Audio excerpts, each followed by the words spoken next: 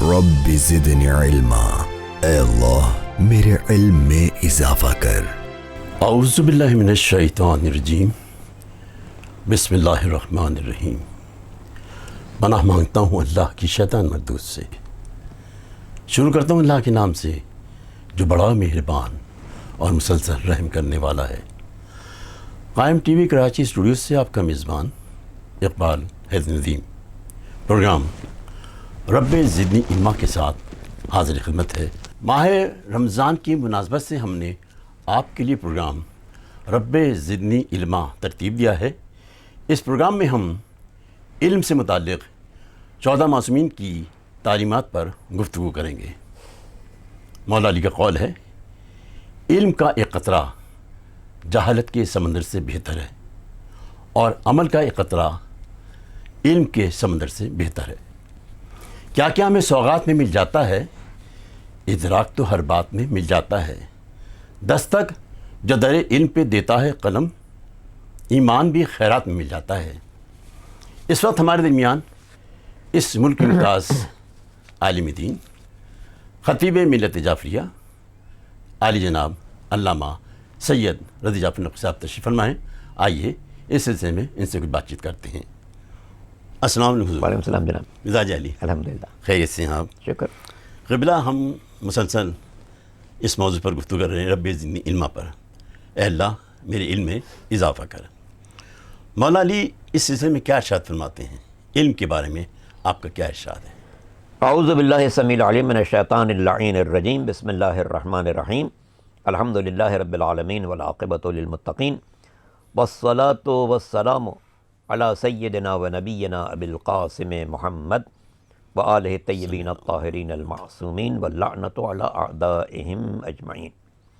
اما بعد، فقد قال اللہ سبحانہ وتعالی فی محکم کتابہ الکریم وقولہ الحق، بسم اللہ الرحمن الرحیم، هل یستوی الذین یعلمون والذین لا یعلمون۔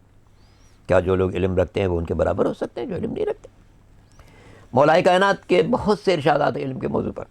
ان میں سے ایک جو سب سے مختصر ہے اور شاید ہر شخص اس کو اچھی طرح یاد کر سکتا ہے، فرماتے ہیں العلم بلا عمل کالشجر بلا ثمر۔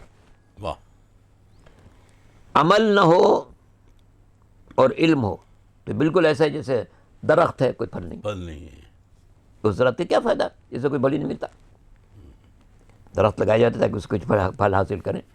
آم کا درخت ہے، انگور کا درخت ہے، کھجور کا درخت ہے، جتنے بھی درخت ہیں پھل حاصل کرنے کے لیے۔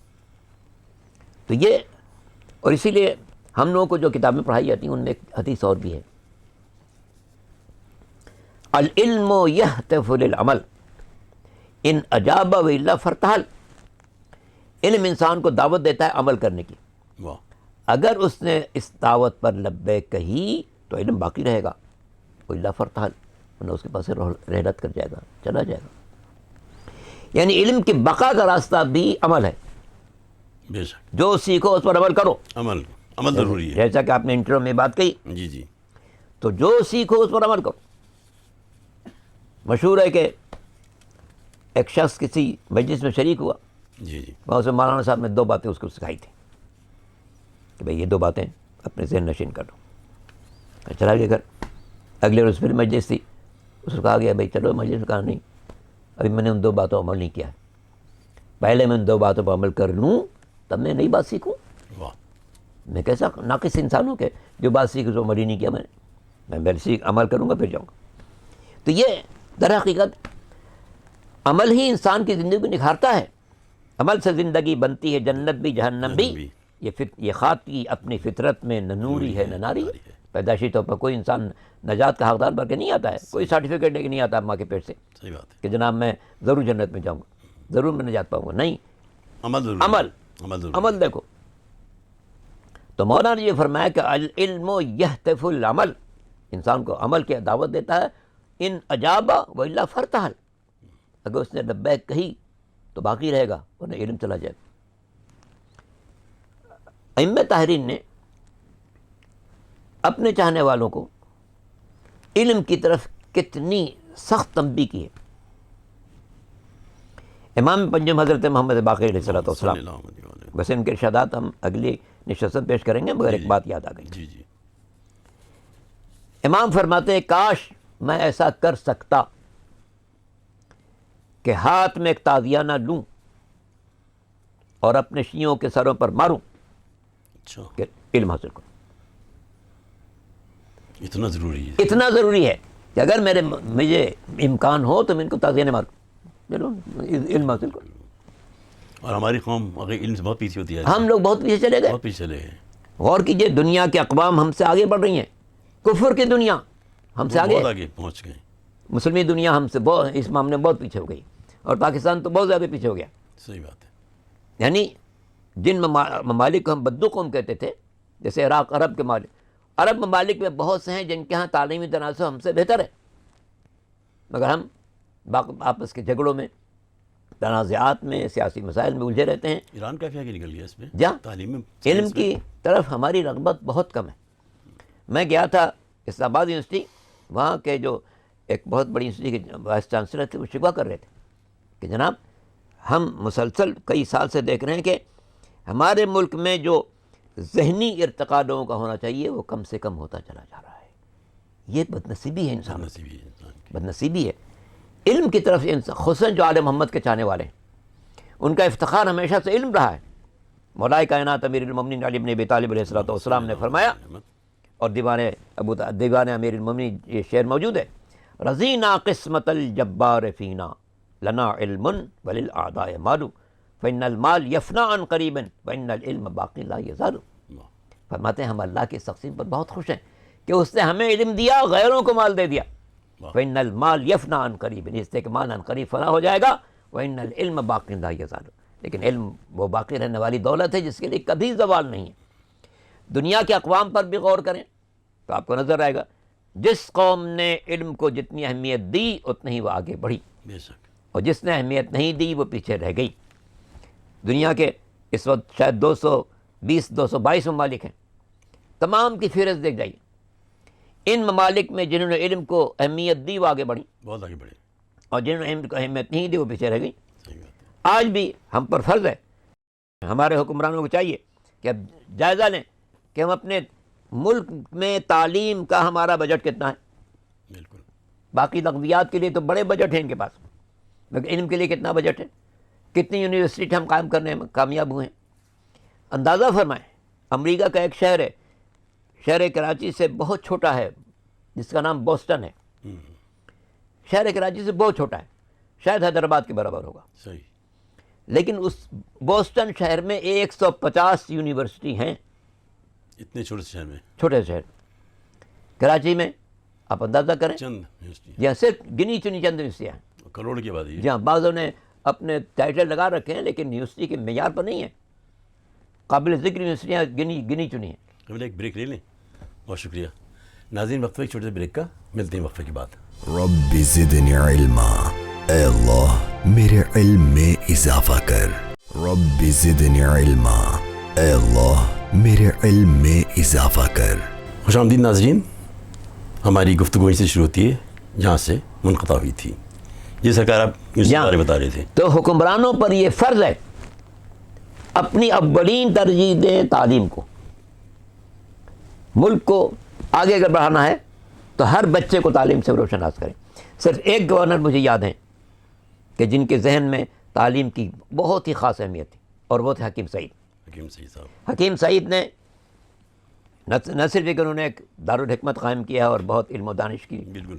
سیرگاہ بنا دی ہے.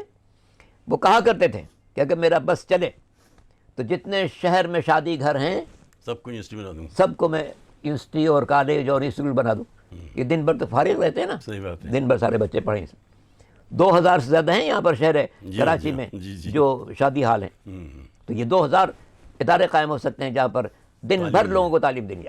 لیکن نہیں، چونکہ ہمارے حکمرانوں کو اپنے اللہ تلے سے فرصت نہیں ہوتی. وہ باہمی کشمکش میں رہتی ہے. اس کی ٹانگ کھینچ رہا ہے، اس کی ٹانگ کھینچ رہا ہے. جس کے ہاتھ میں اختیار آ گیا وہ اپنے آپ کو فرعون بنا لیتا ہے اور باقی لوگوں کو دھکے دے کے ہٹا دیتا ہے. یہی ان کی مشکل ہے. پاکستان کو بنے ہوئے 73 سال ہو گئے، جی جی. مگر کون سا حکمران آیا جس نے تعلیم کو خصوصی اہمیت دی ہو؟ ماضی سے لے کے آپ چلے جائیے آج تک. جی ہاں، 13 14 سال ہو گئے. ہمارے ملک کی بدقسمتی یہ ہے کہ حکمرانوں کی ترجیحات میں تعلیم نہیں ہے. ورنہ ہر شہر میں اتنی یونیورسٹیز ہونی چاہیے تھی. بہت ساری زمینیں پڑی ہیں, یونیورسٹی بناؤ ان پر. بالکل صحیح بات. بلوچستان کا علاقہ آپ دیکھیں, پاکستان کا سب سے بڑا صوبہ ہے زمین کے اعتبار سے, مگر کتنی یونیورسٹی ملے گی آپ کو؟ زمینیں واسطے پڑی ہیں, ان پر قائم کرو. صنعتیں بھی لگاؤ, یونیورسٹی بھی قائم کرو. صنعتیں لگاؤ تاکہ لوگوں کو روزگار ملے, اور یونیورسٹیز قائم کرو. جہاں خالی جگہ ملے یونیورسٹی قائم کرو. کہتے ہیں نا علم عقل کا چراغ ہے, علم یقیناً. روشنی ہے, علم آگہی ہے, علم عظمت ہے, علم شہرت ہے, علم طاقت ہے. خوابوں میں تیرے کعبے کا در کیوں نہیں آتا, گھر آل محمد کا نظر کیوں نہیں آتا. واہ. یہاں چھاؤں ہے, اور چھاؤں بھی تطہیر کی چھاؤں, کیوں دھوپ میں بیٹھا ہے, ادھر کیوں نہیں آتا. ادھر کیوں نہیں آتا. تو مولا علی نے کہا کہ جو کچھ پوچھنا مجھ سے پوچھ لو, قبل اس کے کہ میں تمہارے درمیان نہ رہوں. جا لیکن لوگوں نے پوچھا ہی نہیں ان سے. جا تو اس پہ ذرا آپ روشنی ڈالیں. جا تو مولا خود چاہتے تھے, سلونی, پوچھو بھائی پوچھو. یہ فقرہ در حقیقت تشویق علم تھا کہ تمہارے اندر ایک بیداری پیدا ہو. سوچو کوئی بات ہے جو میں اپنے مولا سے پوچھ لوں, کوئی بات ہے. اس پر ایک بڑا اچھا فقرہ کہا ہے فرانس کے ایک فرانسیسی مفکر نے, اچھا. جارج جرتاق نے. اس نے کہا جناب بنی نوع انسان کی کتنی بڑی بدقسمتی ہے کہ علی جیسا مفکر ملا جس نے خود کہا تھا کہ مجھ سے پوچھو, اور لوگ اس سے نہیں پوچھ سکے. کاش اس سے پوچھا ہوتا کہ یہ جو ہم آج مسائل سمجھنا چاہتے ہیں, مریخ میں کیا ہے, اور عطارد میں کیا ہے, اور مشتری میں کیا ہے, اور زحل میں کیا ہے, نیپٹون میں کیا ہے, پلوٹو میں کیا ہے, ہمارے نظام شمسی سے باہر جتنے نظام شمسی ہیں ان کی دنیا کیسی ہے, کون کون سی چیزیں زمین پر اثر انداز ہوتی ہیں, کون کون سی چیزیں ہیں جو سورج پر اثر انداز ہوتی ہیں, کون سی چیزیں چاند پر اثر انداز ہوتی ہیں, کن کی بنا سے زلزلہ آتا ہے, کن کی بنا پر کائنات میں محیر العقول حیرت انگیز تبدیلیاں پیدا ہوتی ہیں. وہ کہتا ہے کہ انسانیت کی سب سے بڑی بدقسمتی یہ ہے علی جیسا انسان ملا جو ہر شے پیش کرنا چاہ رہا تھا, اور جس کا خود قول تھا کہ لو کو شف الغطا لمزدت یقین, اگر کائنات کے سارے حجابات ہٹا دیے جائیں علی کے علم یقین میں کوئی اضافہ نہیں ہو سکتا, اس لیے کہ ہر شے علی کے سامنے بالکل عیاں ہے. وہ دکھتا ہے کہ آج کے سائنسدانوں کے لیے پوری کائنات حجاب میں ہے, صرف چاند تک قدم رکھا ہے, مریخ حجاب میں ہے, زحل حجاب میں ہے, مشتری حجاب میں ہے, عطارد حجاب میں ہے, نیپٹون حجاب میں ہے, پلوٹو حجاب میں ہے, اپنے نظام شمسی سے باہر ہر کہکشاں حجاب میں. وہ کہتا ہے کہ دنیا کو ایک ذات ایسی ملی تھی جو بتا رہا تھا کہ میرے لیے کوئی حجاب نہیں ہے, اس سے جو چاہتے ہیں. کہا ہے کہ میں زمین سے زیادہ آسمانوں کے راستے, جی آسمانوں کے راستے کو جانتا ہوں. یہ تو نجم البلاغہ میں موجود ہے, سلونی قبل ان تفقدونی فانی اعرف بطرق السماء من طرق الارض. میں جتنا زمین کے راستوں کو جانتا ہوں اس سے زیادہ آسمانوں کے راستوں کو جانتا ہوں, اور آسمانوں کے راستوں کا تذکرہ قرآن مجید میں موجود ہے. والسماء ذات الحبک, قسم آسمان کی جس میں راستے ہیں. تو قرآن صامت نے کہا تھا کہ آسمانوں میں راستے ہیں, اور قرآن ناطق نے کہا کہ ان راستوں کو سب سے زیادہ جاننے والا میں ہوں. کاش بنی نوع انسان اس وقت اس حقیقت کو سمجھتے کہ مولا مجھے مہمیز کرنا چاہ رہے ہیں, میں ان سے کچھ سیکھ لوں, باقی سیاروں کے بارے میں سمجھ لوں, اقتصادیات کے مسائل سیکھ لوں, الہیات کے مسائل سیکھ لوں, فلکیات کے مسائل سیکھ لوں, دنیا کو جو پیش آنے والے مسائل ہیں سب کے بارے میں اس سے پوچھ لوں جس سے بڑھ کر کسی کے پاس علم نہیں ہے. سبحان اللہ, سبحان اللہ. اور اسی سرکار دو عالم نے فرمایا انا مدینۃ العلم وعلی بابھا, میں شہر علم ہوں, شہر میں ہر ضرورت کی چیز موجود ہوتی.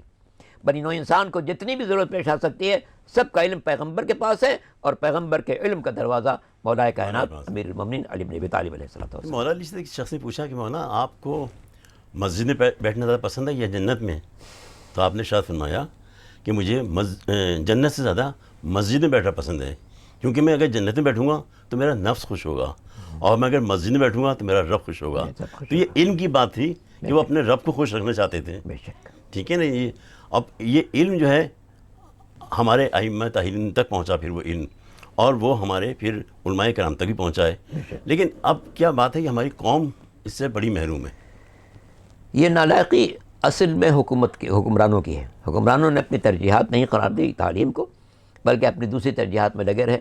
اس لیے سب سے بڑا فریضہ ہمارے حکمرانوں کا یہ ہے کہ اپنے ملک میں تعلیم کو ترجیح دیں, جہاں جہاں زمینیں موجود ہیں وہ یونیورسٹی قائم کریں, بچوں کو آگے بڑھائیں, ملک میں تعلیمی تناسب کو بہتر سے بہتر بنائیں تاکہ دنیا کے اقوام سے مقابلہ کرنے کے قابل ہو سکیں. بالکل صحیح بات ہے. مولانا علی نے ارشاد فرمایا کہ رسول خدا نے آپ کو یہ تعلیم فرمائی کہ ہر مومن کا فرض ہے کہ وہ علم حاصل کرے، اور ہم جو مومن ہیں اس علم سے کافی دور ہوتے جا رہے ہیں.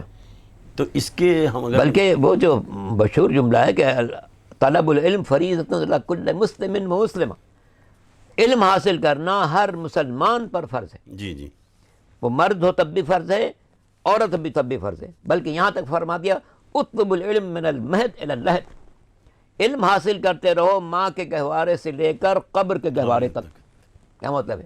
یعنی جب تک سانس برقرار ہے کچھ نہ کچھ سیکھنے کی کوشش کرتے ہیں. مطلب علم کے لیے کوئی عمر کی حد نہیں ہے، کوئی یاد نہیں. یعنی کہ بچہ بھی علم حاصل کرتا ہے، جوان بھی علم حاصل کرتا ہے، اور بوڑھا بھی علم حاصل کرتا ہے. اسی لیے اگر آپ نجف میں جائیں، کربلا جائیں، قم جائیں، جہاں جہاں ہمارے مراکز ہیں، آپ کو نظر آئے گا ہر ایج کے لوگ علم حاصل کرتے ہیں. کلاس میں بیٹھے ہیں آپ، ایک بہت بڑے عالم کا لیکچر ہو رہا اور درس دے رہا، اس میں 20 سال کا جوان، 30 سال کا جوان، 40 سال کا، 50 سال کا، 60 سال کا، 70 سال کا. اور اب تو ایک اضافہ جو ہے وہاں پر کہ خواتین بھی بڑی تعداد میں آنے لگی، جس سے پہلے کوئی تصور نہیں تھا. مگر الحمدللہ ان لوگوں نے علم کو اہمیت دی. جب علم کو اہمیت دی تو دیکھا کہ ان کے مدارس بھرے ہوئے ہیں طلاب سے، اور ہر سطح کے لوگ علم کے شائق بن کر آ رہے ہیں، کسب فیض کر رہے ہیں. اور جیسا کہ مولانا نے فرمایا تھا کہ اطلب العلم من المہد الی اللحد، ماں کے گہوارے سے لے کے قبر میں جانے تک حاصل کرتے ہیں، تاکہ تو کوئی لمحہ علم سے خالی نہ رہے. جب دنیا سے جاؤ تو علم سے مالامال ہو کر جاؤ. سبحان اللہ سبحان اللہ. یہ شاعر نے کہا ہے کہ علم ایک نور ہے جو دل کو جلا دیتا ہے. علم ایک نور ہے جو دل کو جلا دیتا ہے، نقش باطی کی طرح جہل مٹا دیتا ہے. لذت عشق سے عالم کو شناسا کر کے آدمی کو صحیح انسان بنا دیتا ہے. تو علم حاصل کر کے انسان بنتا ہے، آدمی سے انسان بنتا ہے. قبلہ بہت بہت شکریہ آپ کا، آپ ہمارے پروگرام میں تشریف لائے اور بڑی سیر حاصل گفتگو رہی. آپ کے علم سے ہم نے فیض حاصل کیا، اور ہمارے ناظرین نے بھی یقیناً اس پروگرام کو پسند کیا ہوگا. آپ کی آمد کا بہت شکریہ. اس کے ساتھ ہی ہماری آج کے پروگرام کا وقت اب ختم ہو جاتا ہے. پاک پروردگار سے ہماری دعا ہے کہ اس ماہ مقدس میں ہمیں صحیح طور پر علم حاصل کرنے اور ائمہ طاہرین کی تعلیمات پر عمل پیرا ہونے کی توفیق عطا فرما. آمین. اپنی دعاؤں میں یاد رکھیے گا. اور اب آپ کا میزبان اقبال حیدر ندیم آپ سے اجازت چاہتا ہے. اللہ حافظ.